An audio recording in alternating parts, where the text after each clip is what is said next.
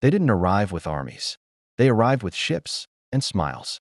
They asked for water, then land, then control. And before South Africa understood the deal, it was no longer theirs. At dawn, the waves brushed the southern tip of Africa as they had for thousands of years. Unchanged, patient, eternal. The Khoisan people lived in rhythm with the land. They did not own it. They belonged to it. No borders, no fences, just memory passed from one generation to the next. Then the horizon broke. White sails appeared, drifting closer like ghosts from another world. In 1652, the Dutch East India Company anchored at the Cape of Good Hope. They claimed it was temporary, a refreshment station, fresh water, food, rest, nothing permanent. But permanence has always been colonization's quiet plan. Gardens became farms. Farms became settlements. Settlements demanded protection, and protection demanded power. Fences sliced through grazing lands. Cattle were seized. Resistance was crushed. Then came disease, smallpox spreading silently, wiping out communities without warning. When the British took control of the Cape, colonization refined itself. It no longer relied only on violence. Now it used paperwork. Land was taken through treaties Africans could not read. Ownership was redefined. The original people of the land were turned into outsiders. Then Southern Africa erupted from within. The rise of the Zulu kingdom under Shaka Zulu reshaped the region through war and survival. Communities fled. Territories shifted. The land burned. The colonizers watched carefully. Chaos was opportunity.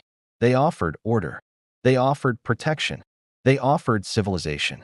And they claimed ownership in return. Then the earth revealed its secret. Diamonds. Then gold. South Africa became too valuable to ignore.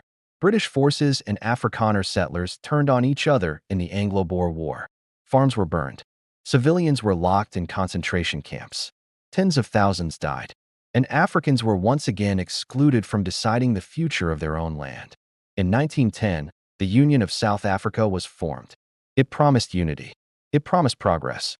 It delivered exclusion. Black South Africans were denied political power. Land was divided by race. Movement was controlled by passes. Opportunity became illegal for the majority. Colonization had evolved. It no longer needed ships. It had systems.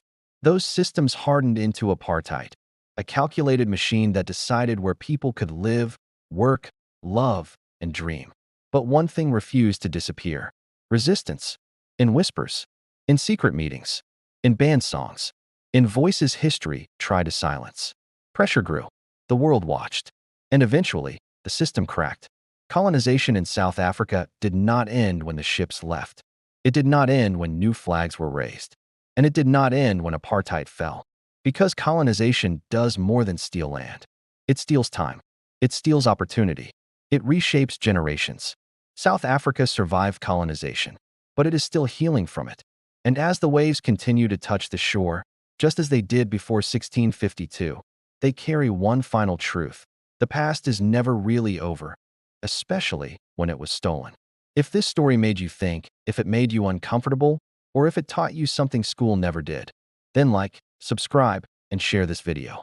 Because history only repeats itself when people stop listening.